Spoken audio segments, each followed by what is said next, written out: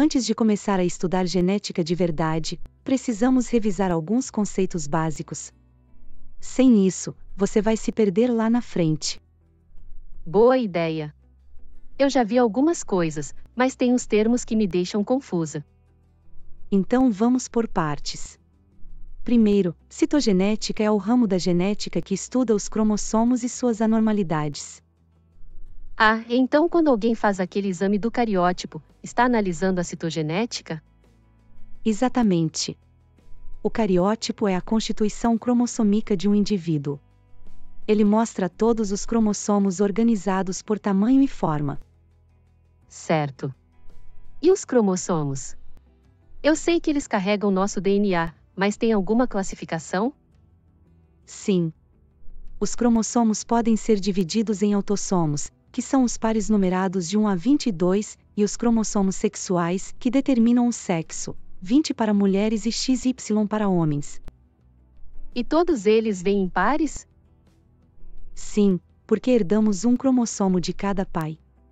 Esses pares são chamados de cromossomos homólogos, pois contêm os mesmos genes nas mesmas posições, mas podem ter versões diferentes desses genes, chamados alelos. E tem alguma diferença entre os formatos dos cromossomos? Sim.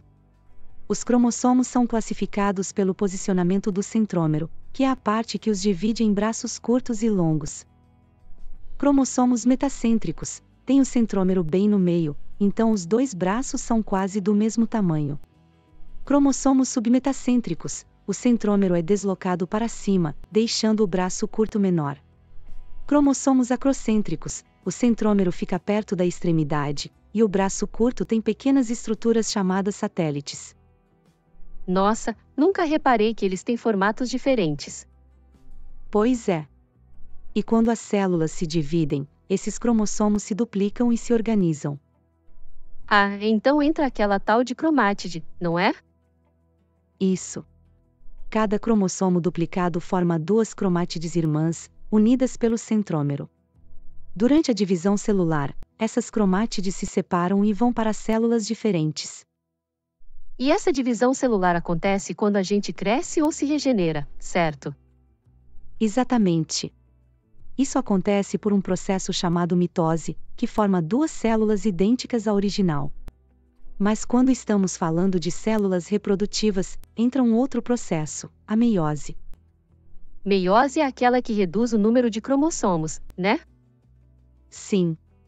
A meiose ocorre nas células germinativas e transforma uma célula diploide 46 cromossomos em células haploides 23 cromossomos, que são os gametas, óvulos e espermatozoides.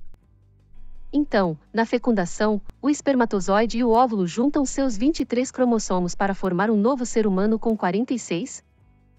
Isso mesmo. E na meiose acontece algo muito importante, o crossing over, ou permuta. O que é isso?